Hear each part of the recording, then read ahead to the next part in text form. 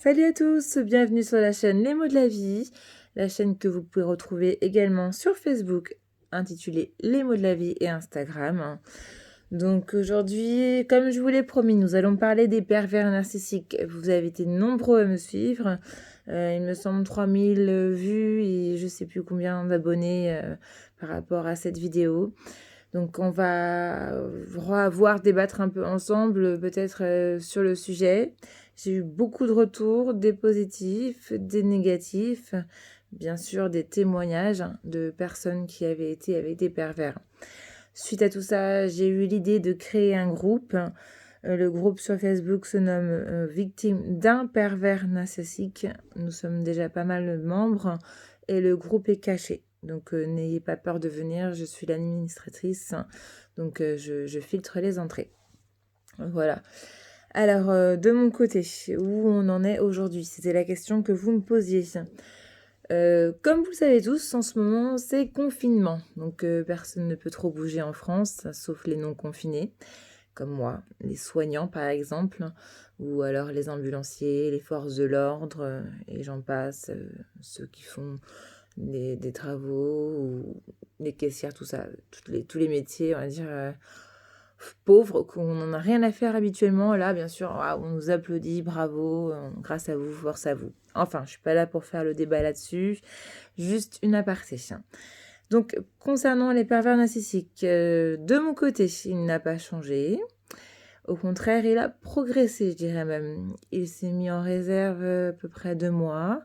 2 mois très gentils, 2 mois attendrissants. Tout allait dans mon sens, j'avais raison. Il avait tous ses torts, j'étais intelligente, j'étais redevenue belle. Enfin voilà, j'avais droit à tout, hein, le grand cinéma habituel.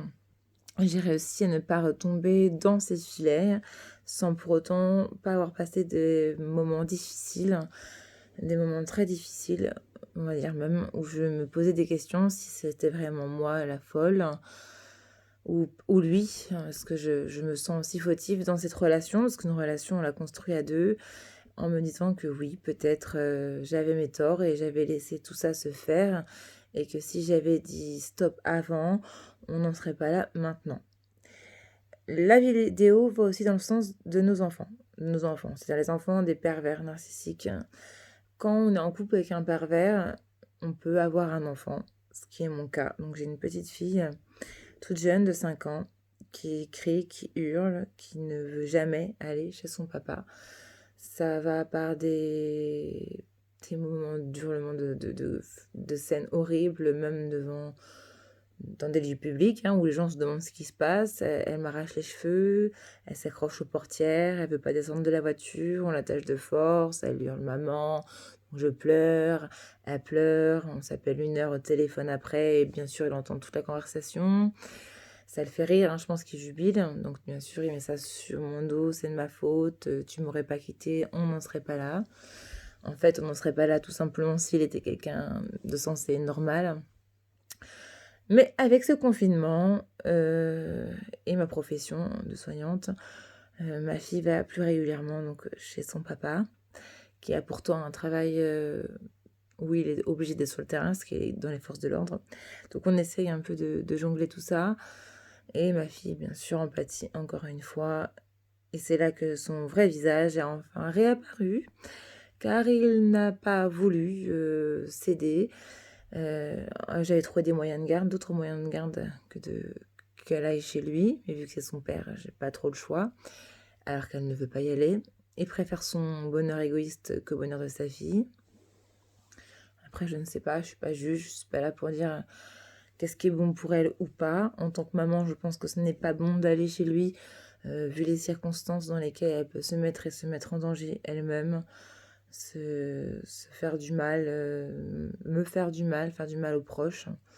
Voilà, mort ton frère, taper même son père, enfin, il trouve ça normal. Donc oui, c'est difficile, ce sont des moments très difficiles. Je pense que quand nous sommes avec des pervers narcissiques, le plus dur à gérer, ce sont les frustrations et les frustrations de nos enfants. Ma fille a 5 ans, elle commence à comprendre les choses, me poser des questions. Pourquoi papa a fait ça? Pourquoi papa a enlevé les meubles? Pourquoi papa nous a laissés sans voiture? Pourquoi papa ne donne pas d'argent pour nous aider? Pourquoi elle est toute seule à tout gérer? Voilà, 5 ans, beaucoup de questions. Pourquoi papa va pas à l'école me chercher alors qu'il habite pas loin? C'est très dur en tant que maman, parce qu'on veut les protéger, mais en même temps, on veut tellement dire la vérité à notre enfant sur, excusez-moi du terme, du salaud hein, qu'est son père, mais je n'irai pas jusqu'à là, je la protège jusqu'au bout. Enfin, tout ça pour dire que dans ces moments-là, on est impuissant, on se sent impuissante, et je sais qu'il y a d'autres parents dans le même cas que moi, des parents encore qui ont d'autres problèmes plus graves, hein, où l'enfant peut se faire battre même par le pervers. Donc je ne sais pas s'il y a des associations qui vont dans ce sens-là. J'aimerais savoir en lien dans la vidéo, sous la vidéo, si vous avez des commentaires là-dessus, s'il y a des associations, des groupes de parole pour s'entraider, nous, parents. Parce qu'il n'y a pas que les femmes hein, qui sont victimes de pervers, il y a aussi les hommes. Les hommes, souvent, en plus, se voient retirer leur enfant alors que la femme est perverse. Enfin, c'est le monde qui marche à l'envers. Voilà pour mon vécu récent sur ces 2 mois. Donc, c'était une grosse part de mes inquiétudes, c'était ma fille. Pour ma part, je me reconstruis toujours pas. Je n'arrive toujours pas à avancer. Je me sens inutile dans tout. J'ai l'impression que tout bascule. J'ai eu des problèmes de santé assez graves qui ne le sont pas, en final, si importants que ça. En tout cas, c'était de ma faute, hein, même là, hein, c'était de ma faute. Ça ne peut pas être autre chose que de ma faute de toute façon. Il n'était pas d'accord, je suis hypocondriaque, c'est de ma faute. J'ai qu'à aller voir le docteur, j'ai qu'à me faire soigner. De toute façon, je suis folle. Bon, c'est pas possible d'être malade. Et de toute façon, si je suis malade, il m'enlèvera ma fille. Voilà. Et sa nouvelle, son nouveau jouet en ce moment, c'est bien sûr instrument, hein, on va dire, c'est la petite, hein, et il veut la garde alternée. Voilà, il a choisi de voir la garde alternée avec un métier qui n'est pas du tout compatible, puisqu'il travaille de nuit, mais il a décidé. Il a décidé ça, je pense, parce qu'il a trouvé quelqu'un qui n'ose pas me dire, mais il laisse ma fille la nuit, par exemple, avec son oncle, puis s'en va je ne sais où, et revient au petit matin en disant à la petite j'étais travailler alors que c'est son week-end. Enfin, je m'en fiche complètement qu'il ait retrouvé quelqu'un, bien au contraire, ça me ferait du bien, mais j'aimerais vraiment en finir avec ça, avancer dans le divorce. Un divorce, ça coûte cher. Un divorce, je suis bloquée. En ce moment, c'est pas la peine d'en parler. Le confinement et tout le tralala, on est complètement isolés. Et justement, j'aimerais rebondir là-dessus. Je trouve ça inadmissible d'isoler les familles avec des pervers, les familles avec des hommes qui frappent leurs femmes ou leurs enfants. Nous sommes peut-être dans une crise sanitaire grave. Je peux que le dire, hein, je suis soignante, mais je ne pense pas que cela va aider quelque chose ou aider les familles qui doivent se retrouver ensemble sous le même toit pendant X temps, à se disputer, se taper dessus devant les enfants. Donc je ne sais pas comment faire, je ne sais pas qui appeler. Les services de gendarmerie sont saturés, les groupes de parole sont terminés et nous n'avons plus que Internet, les réseaux sociaux. Donc je ne sais pas, si vous avez des idées là-dessus, je serais preneuse hein, pour le groupe parce qu'on me pose souvent la question. Voilà. Donc mon vécu sur ces 2 mois, je n'avance toujours pas. Je vois encore quelques fois ma psy, mais beaucoup moins. Je ne prends presque plus de traitement. Ce n'est pas intéressant, c'est pas là que je trouve mon réconfort. Après, je ne critique pas ceux qui prennent des traitements pour aller mieux. Parfois, on en a besoin. Il faut trouver des passions. La mienne, bien sûr, c'est l'écriture, la photo, les défilés, ce genre de choses. Donc, je vous souhaite à toutes et à tous de trouver une passion dans laquelle vous pouvez évoluer et surtout, s'il vous plaît, une passion que votre PN n'aimait pas. Ça va vous montrer à quel point vous êtes forte sans lui dans quelque chose qui n'est pas pensable pour lui ou pour elle. Et donc, ça peut être que bénéfique pour vous de voir que vous pouvez exploser dans un domaine sans avoir eu besoin de son aide. Voilà.